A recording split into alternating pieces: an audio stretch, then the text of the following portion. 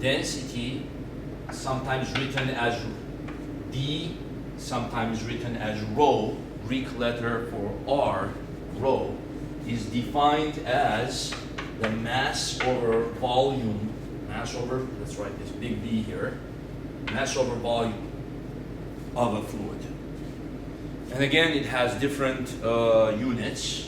So it could be kilogram per meter cubed, okay? Kilogram per meter cubed would be the standard metric unit. A lot of times you also see gram per centimeter cubed. So a kilogram per meter cube means basically if you have like a meter cube of a substance, like a big meter this way, a big meter this way, a big meter this way, how much mass would that substance have? Well, since that is kind of big, usually we don't have that much of a substance, right? So usually it's easier to visualize gram per centimeter cube. Gram per centimeter cube is if you have it like a centimeter by a centimeter by a centimeter. If you have a little bit of that substance, how much mass would it have? How many grams would it have? So it's a little easier to visualize and grasp. This is also sometimes written as gram per milliliter, because 1 centimeter cube is actually the same as a milliliter. Okay? But again, that's used more gram per milliliter is used more in chemistry, where they do more liters, milliliters, they do it that way. But doesn't mean we can't use it. Gram per milliliter is the same as gram per centimeter cube. You could, if you wanted to do other units for density, you could do slugs per, in the British unit, you could do slugs per feet cubed. You could do slugs per feet cubed. You could do slugs per inch cubed. Anything, any unit of mass divided by unit of distance cubed. But you wouldn't want to do pounds per inch cubed, because pound is a unit of force, you see. So you wouldn't want to do here Newton per meter cubed. You wouldn't want to do pounds per inch cubed, because it's not force, okay? It's mass. So that's a big difference. Okay, so let's show you the conversion between a kilogram per meter cubed to gram per centimeter cubed. 1 kilogram per meter cubed. 1 kilogram is 1,000 grams. And then 1 meter is 100 centimeter.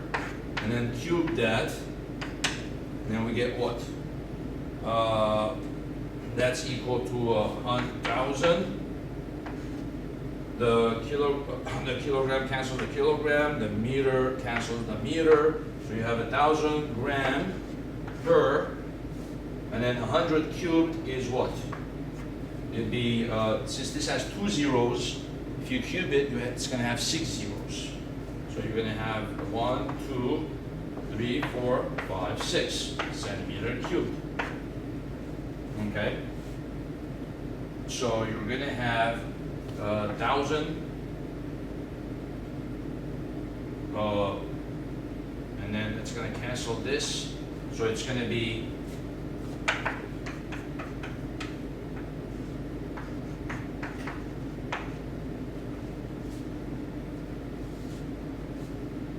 you have 1 over 1,000 gram per centimeter cubed. So what does that mean now? So that means 1 gram per centimeter cubed is equal to 1,000 kilogram per meter cubed. Okay. So what does let's compare this now. So if we look at some substances, for example, and look at their densities, I have a table here of different substances and different densities. Okay. For example, the density, the most common one that we all compare everything with is water. The density of water is what? Well, if it's regular water and nothing mixed in or salt or anything, Density of water is 1 gram per centimeter cubed. So in terms of kilogram, how much would that be? 1,000 kilogram per meter cubed.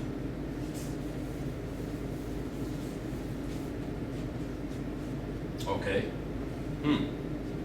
So in other words, if you got a meter by a meter by a meter cube of water, it would be 1,000 kilograms.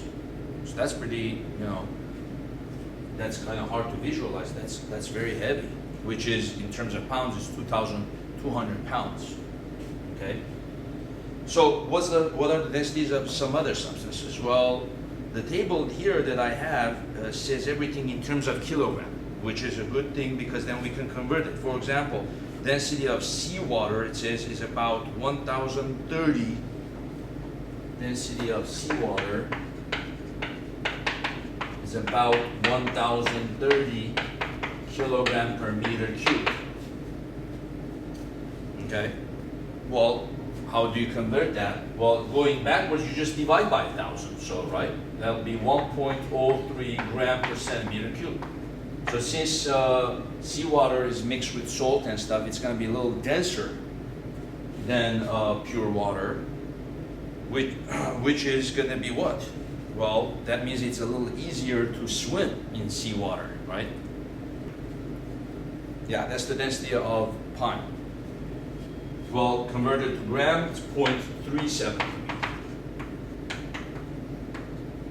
So it's less dense than water, which is why it floats on water. You see? So anything less dense than 1.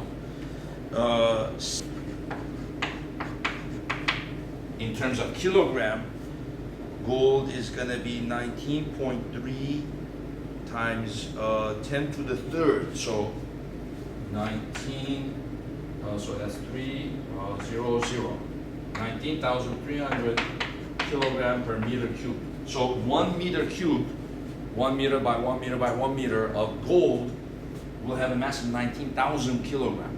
That's amazing, huh? You won't even be able to lift it. So of course we all wish we had that, right? And you can sell it. So then in terms of gram, 19.3 gram per cubic centimeter. Now you can see why these numbers are a little easier to visualize because these are so big, right? So it's just easier to visualize in terms of gram. How about the density of air? Well, it's said that the density of air, of course, as you go up, there's less air, it thins out, right? By the time you reach the outside atmosphere, the density is 0. But the density of air at sea level is 1.29. Density of air is 1.29 kilogram per meter cubed, not gram. You see? So in terms of kilogram, it's only 1.29. So if we had an air about this, again about that big, we would only have a mass of 1 kilogram. Okay, whereas water would have a mass of 1,000 kilograms. So if I convert that to gram, that's going to be 0.00. So go back 1, 2, 3, 0.00129 gram per centimeter cube. Now you can see how thin air is, how little dense air is as compared to water. Okay, so now you got an idea of that. Some dense stuff, some stuff less dense than water, seawater, and air. And we'll be using that in some examples later on. Okay, so let's go back to the pressure variation. We got pressure at the bottom is equal to pressure 0 plus, and then we had mg over area, right? Now here is what's going to happen. Instead of expressing it that way, I'm going to use the density m over b. I'm going to use rho and d interchangeably, So I'm going to now say m is equal to the density of the substance or the fluid times volume. And so you're going to have P bottom is equal to P0 plus rho Vg over A. Okay, well, what's rho Vg over A?